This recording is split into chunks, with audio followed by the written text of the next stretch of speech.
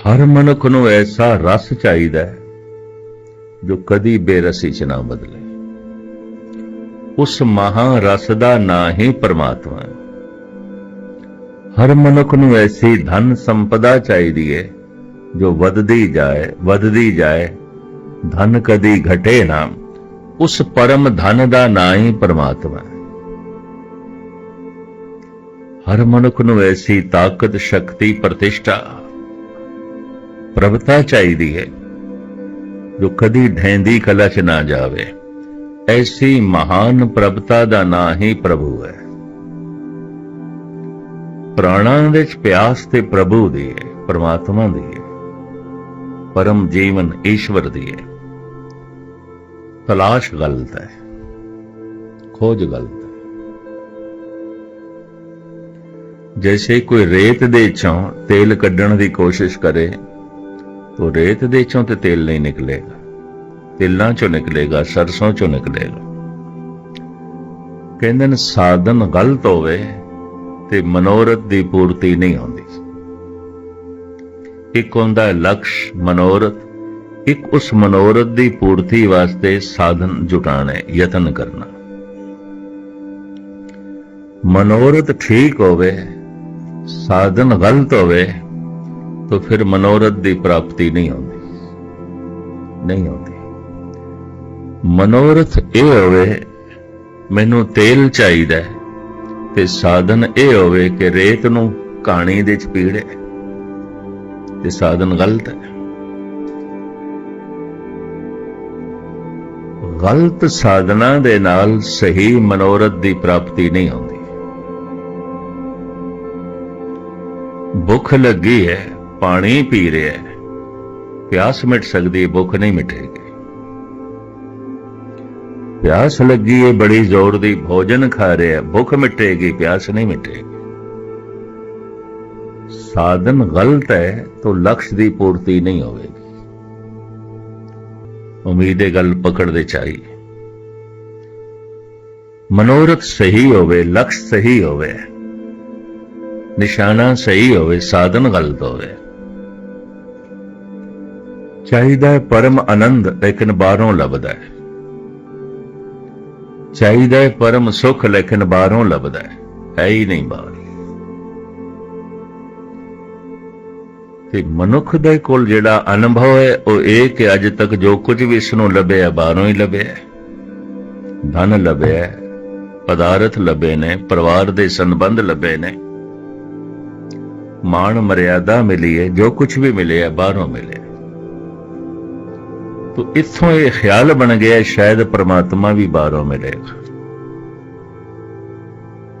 नहीं मिलेगा, ये भी मैं अर्ज कर आज तक नहीं मिलेगा किसी को। तो फिर किथे खोज करिए इस मन को, कोई खोजो भाई मन खोजत नाम नौनिध पाई। मन एक ऐसा बीज है, अगर इसनों अनुकूल धरती मिल जाए तो ये चों परमात्मा पैदा हो सकता है। परम सुख, परम आनंद, परम रस, परम खेड़ा। नास्तिक ते ऐसा कहते ने कि जो ठोस पदार्थ है ना, यही सूक्ष्म रूप धारण करदा करदा साडा मन बन गया।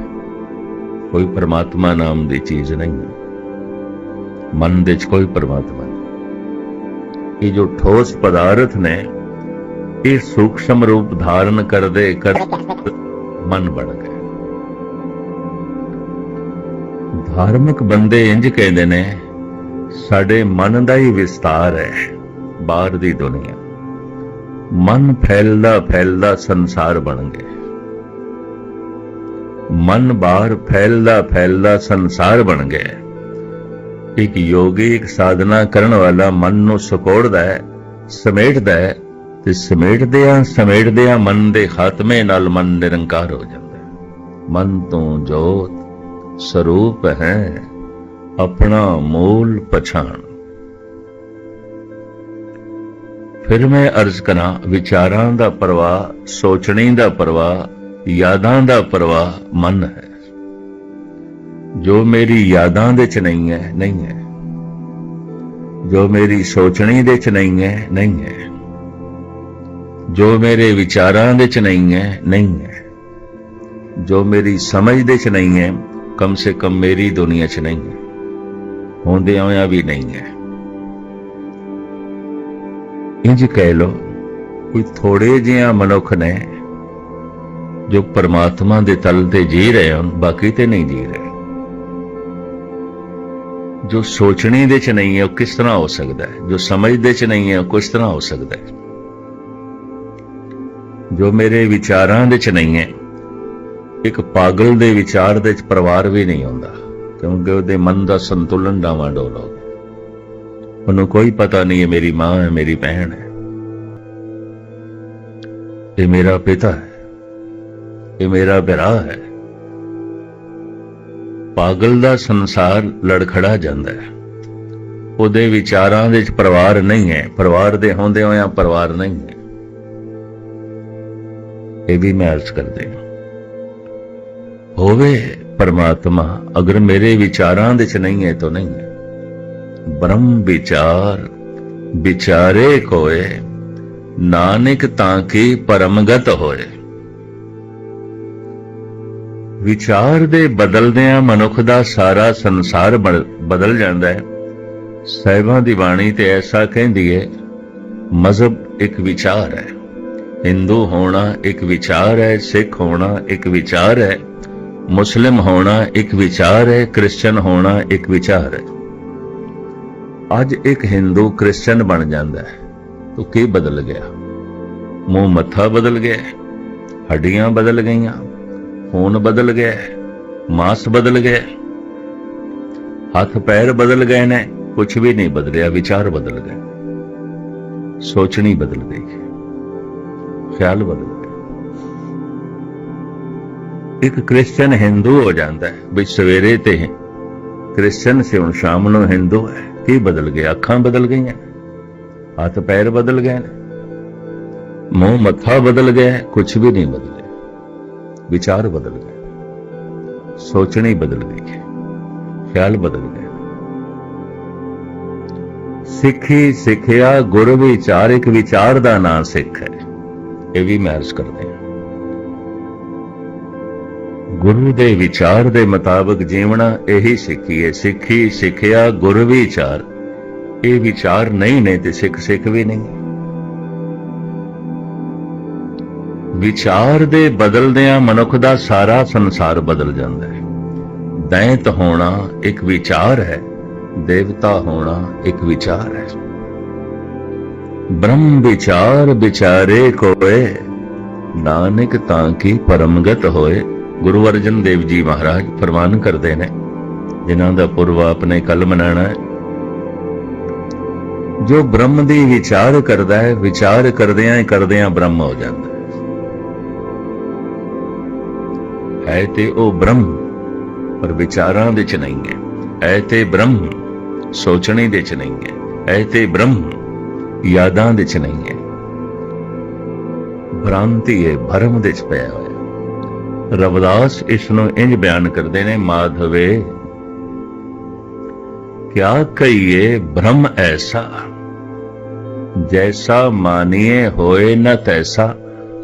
ये बंदा भरम दे च है, तो भरम का मतलब जो कुछ है असलियत उन्होंने कुछ होर समझदा है, भी ये भरम दे च है कुछ होर, समझदा कुछ होर है कुछ होर, मनदा कुछ होर है। भगत जी कहते सारा जगत भरम दे च है। गुरु तेग बहादुर साहब जी महाराज कहते सारा जगत भरम दे च जी रहे। साधो यह जग भरम भुलाना, राम नाम का सिमरन छाड़िया, माया हाथ बिकाना। इस सारा जगत भरम भुलेखे दे च है। विचार करे ए परमात्मा है, ना करे ते नहीं है। समझे ते ये परम रस है, ना समझे ते नहीं है। सिमरती दे च आ जाए ते भगवान है, ना करे ते नहीं है। खेड इतनी है, इसे वास्ते सत्संग है, इसे वास्ते अवतारी पुरुष आउंदे ने कि मनुख नूं समझाइए जिंदगी अजाही ना जाए। भरम दे रूप दी व्याख्या रविदास फिर इंज करते ने, नरपत एक सिंहासन सोया सुपने भया भिखारी। है थे राजा पर नींद आ गई है, सौ गया। नींद कली नहीं आउंदी, अपने नाल सुपनियां नूं लेके आंदी है। सुपने च भिखारी है, मंग रहा है, मंगता है। अछत राज बिछरत दुख पाया सोगत भई हमारी। सुपने विच राज तो बिछड़िया होया समझ के अपने आप नूं मंगता, समझ के अपने आप नूं रो रहा है, दुखी है राजा, समझ बैठा है मंगता है राजा पर समझ बैठा है भिखारी। है ते इस दे कोल दुनियावी सुख ने पर दुनियावी हुण रोने ने। ये सारा दुख भरम है, नींद करके। साहिबां दी बाणी भगत रविदास जी महाराज ऐसा कह रहे हैं, मनुख दे सारे दुख अज्ञान करके ने, ना समझी करके।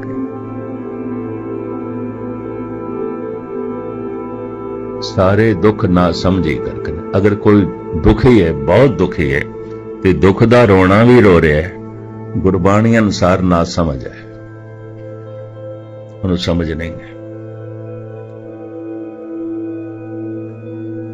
समझदार मनुख दुख सुख तो उच्चा उठता है। दुख ते होंदे ने, जमीन ते दिन भी है, रात भी है, पर ये दोहां तो उच्चा उठ जाता है। जो नर दुख में दुख नहीं माने, सुख सने अर भय नहीं जाके, कंचन माठी माने। इतना ये बारीक प्रकरण है कि जितनियां बारीकियां इसदियां बयान करिए थोड़ा है, थोड़ा है। हुण इसका थोड़ा जिहा मैं अस्थूल रूप बयान करा ताकि पकड़ दे च आ जाए, क्योंकि आम बंदियां को इतना समा तो है नहीं, घंटा 2 घंटा मन नाल जंग करिए। खालसा सो जो करे नित जंग, खालसा सो जो चढ़े तो रंग। कलगीधर पातशाह दे वाक ने, खालसा ते मैं उसनों मनदा जो रोज लड़े, रोज जंग करे। ये अर्थ गलत कर ले गए। रोज जंग करे तो रोज दुश्मन लभे, फिर ते रोज दुश्मन बनावे। खेद ये नहीं है, गल इतनी नहीं है जो समझ ली गई है।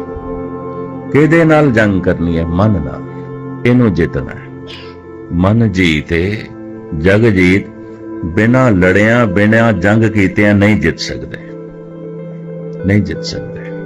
मन बड़ा बलवान है, बड़ा बलवान है,